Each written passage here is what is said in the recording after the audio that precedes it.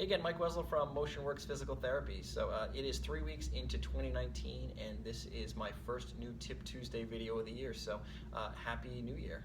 Today I just wanted to talk for a minute about lacrosse ball massage. So a lacrosse ball is a great little tool to have either at home or the office, just to provide yourself a little bit of relief if you are having an achy muscle. It is portable, it's cheap, and it's firm. It's firmer than a tennis ball would be, and it doesn't have little ridges in it like a softball or a baseball would. So if you're sitting at your desk all day and your neck is bothering you, you can just use the ball between the wall and you to just provide a little bit of relief, to provide a little bit of pressure to that area to try to relieve some of that tension that you might be feeling. And you're probably going to be able to get more pressure on it than you would if you were to do it to yourself.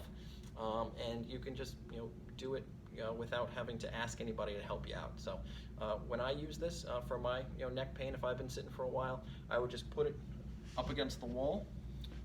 I'd lean against it right where my tension might be, and then I might again just give some pressure to it and go up and down in that area for a minute or so. I might go side to side.